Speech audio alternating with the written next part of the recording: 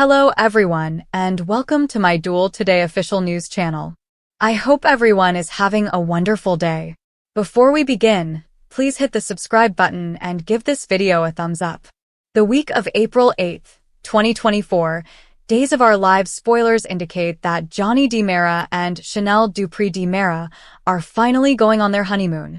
When they enter the Horton cabin, Janelle at least assumes such to be the case. The intimacy between Johnny and Chanel is abruptly broken off. Is Clyde Weston the one who has the potential to kidnap the honeymooning couple? It was to save Trip Johnson and Wendy Shin that Ava Vitale, Steve Johnson, and John Black set Clyde free. The three had no idea that Clyde would flip the script and take off with Goldman. Ava Vitale's objective. Clyde may not be in Salem, but he is in the vicinity. Clyde won't travel far from his drug-related activities. Clyde cannot give up for long because there is simply too much money, power, and influence. Furthermore, Clyde will still want to ensure that his henchmen carry out his instructions. A manhunt is underway for Clyde and Goldman at the same time. In the week of April 8th, Clyde gives Ava a call. Ava gets an instruction from Clyde to go get something from the bistro. Ava will therefore need to meet Clyde somewhere after receiving this gift. What connection does all of this have to Johnny and Chanel's honeymoon, you ask? Hold on, we'll get to it. During the week of April 8th, 2024, Days of Our Lives spoilers for Johnny DiMera's interrupted honeymoon suggest that Johnny and Chanel make love at the Horton cabin. Johnny and Chanel start becoming flirtatious. That's when someone bursts through the door, rather abruptly. Although the identity is not revealed in the weekly preview, we have a suspicion that it is Clyde and Goldman. It's probable that Clyde reached out to Ava with the knowledge that he would have power over further captives. Another possibility is that Johnny and Chanel haven't been expected at the Horton cottage, where Clyde and Goldman have been hiding out. Knowing Clyde, he will seize the chance to exert pressure on Janelle. Will Chanel and Johnny make it through this ordeal? The pair may truly begin to question whether their marriage is doomed. Who do you believe breaks into Johnny and Chanel's Horton cabin honeymoon? Will Johnny and Chanel be held captive by Clyde and Goldman? Post your ideas in the space provided for comments below. Don't forget to keep watching Peacock Soap Opera to see what happens next. Enough now. You're not going to talk to her like that again. EJ shouted and rushed into the room. Kristen argued that she had the right to decide who could talk to Rachel. That is rich coming from you, considering your villainous history with Brady, Teresa, and Marlena, just to name a few, responded EJ. Kristen offered to give EJ's biography. Get off your high horse. Kristen yelled and bounded out the room. Itchy blood boils from that woman. I apologize for losing my cool, EJ said. I'm not. I appreciate you having my back, stated Holly. Holly was told by EJ to notify him if Kristen continued to bother her. Ava was washing dishes at Tripp's apartment when Clyde called. Clyde remarked, I bet you thought you were rid of me. Ava maintained that she had no interest in assisting Clyde in doing anything more than slitting his throat, given that Clyde had already made attempts to kill her son and Wendy. Clyde laughed and advised Ava to stop worrying. Clyde read aloud a passage about Stefan from the newspaper. Ava, your ex-partner? Not in my opinion. Because I need you to help me with one more small task, Clyde remarked. Clyde was told by Ava that she was ejected from the bistro. Ava was told by Clyde to ram her way back inside. If you want to keep flying under the radar, you'd best do what I tell you to do, stated Clyde. Ava called the bluff of Clyde. His word will be used against yours, Ava stated, and I'd sooner put my ass in jail than ever interact with you again. Clyde was advised not to call back by Ava.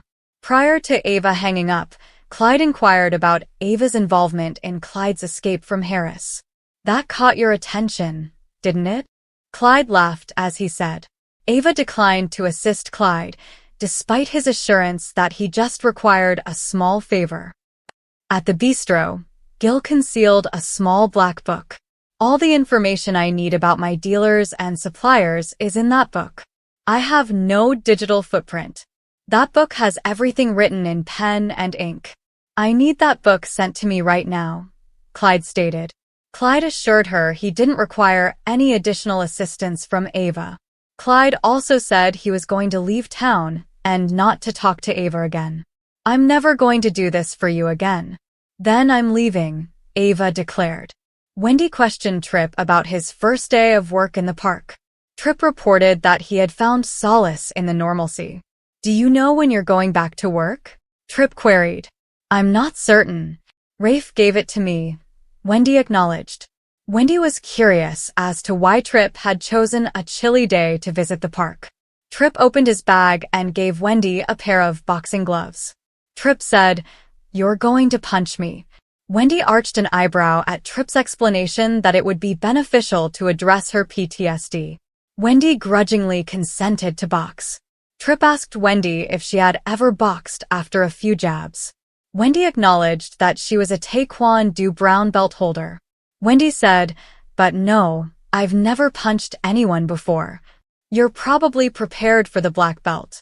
Tripp joked, "Just saying, remind me never to get into a fight with you." Tripp turned down Wendy's offer of the gloves, suggesting he go jogging instead. "I'll give it a go then," grinned Wendy. Wendy joked that she had slowed her run so that Tripp wouldn't choke on her dust during their race, even though she got home before him. Tripp was reaching into the refrigerator for some water when Wendy checked her phone and saw the story of Stefan's arrest in the newspaper. Tripp inquired, "Does it say anything about my mom?" "Just that his ex-business partner declined to comment," Wendy replied. Ava stepped out of the bedroom. "I thought you were both threatened by Clyde?" Tripp inquired with his mom. "Yes, we did," Ava remarked. "I suppose Stefan felt so bad about what happened to the two of you." Tripp remarked, eyebrow arched, that it sounded nothing like Stefan. Ava informed Tripp that she had left the bistro and was ready to start over. Ava went on to say that she intended to move to a new residence.